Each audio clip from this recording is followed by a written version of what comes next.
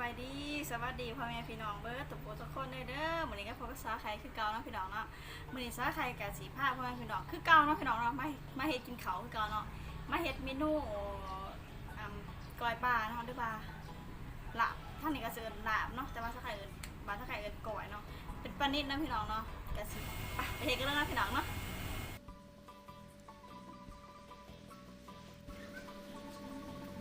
ถ้าใครก็อยากบอกก็เนาะว่าถ้าใครให้กินบ่เป็นเด้อพี่น้องเด้อถ้าใครก็เฮ็ดได้จะซ้ำนี่แหละเนาะเฮ็ดซ้ำกินเองเนาะพี่น้องเนาะก็เฮ็ดจะได้หาก็เฮ็ดไป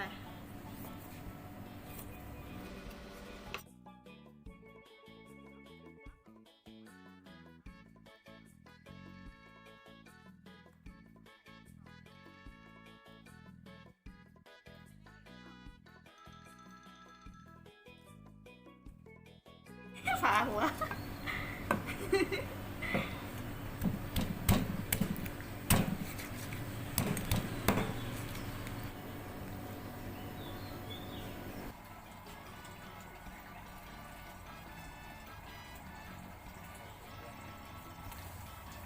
ใส่ใบบักกี้หูก็ใส่บักกี้หูก็ค้าก็ตะไคร้ประดับใส่บักค้ามันน่าจะหอม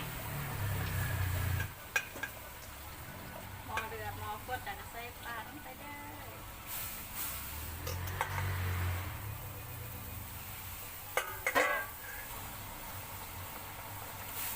เราดีไปใครใส่เราดีไปแล้วเนาะ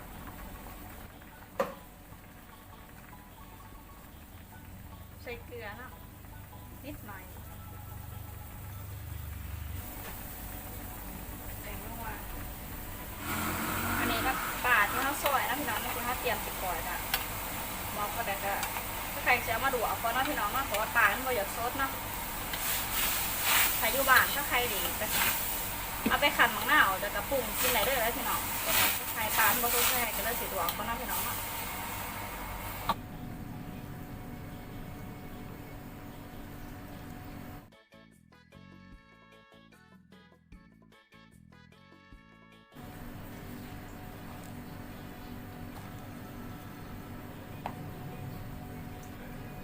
หยอกปลาแดกใส่น้อยนึงนะพี่น้องใส่น้ำปลาแดกกับข้นนะพี่น้องเนาะใส่แล้วแน่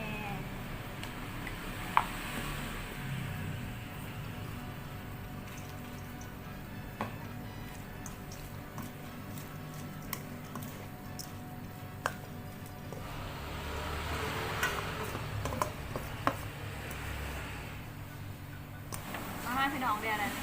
กินน้ำปลาไก่เด้อไก่กับบริเตงน้ำเนาะน้ำจืดๆเด็ด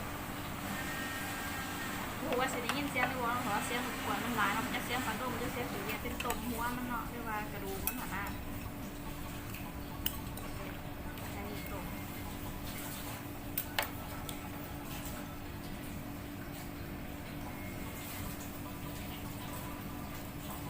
คนเนาะถ้าใครบ่มีกระติบใส่ก็ได้ใส่จาน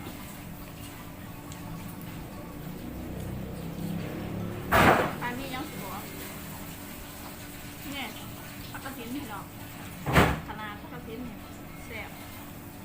ไปเห็นมีตลาดเนาะไม่ได้ซื้อมา10 บาทมันมีหม่องมันมีต้นเก็บแถวนี้ถ้าจะให้น้ำแดงพาไปหาเก็บผักกระถินพี่น้องจังหวะหาต้นมันมาทำหอพี่น้อง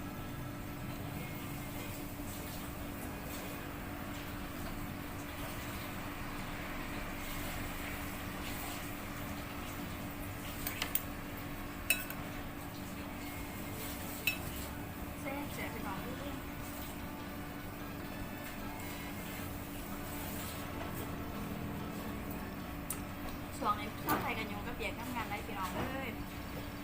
บุกไปมีเวลาไปเด็กไปเที่ยวบ้านพี่บ้านน้องบ้านพ่อแม่พี่น้องเลยอายน้องพี่น้องเนาะเพราะท่านมีเวลาไปเด้อพี่น้องที่จะฝากหน่อยใจเด้อถ้าใครบ้างถ้าใครสั่งทยอยไปเด้อ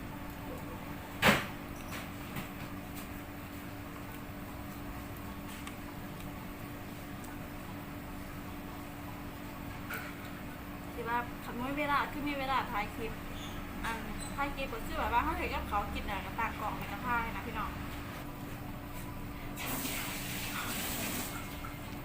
ได้กินซักไข่กับพ่อว่าจะเป็นพี่น้องเราอยากซักไข่ขอตัวกินเขาเนาะฝากกดไลค์กดแชร์กดติดตามซักไข่ในนั้นเพื่อเป็นกำลังใจในการทำคลิปพี่น้องเนาะบ๊ายบายสบายดีอย่าลืมกดกระดิ่งให้ซักไข่น้ำเด้อพ่อแม่พี่น้องบ๊ายบาย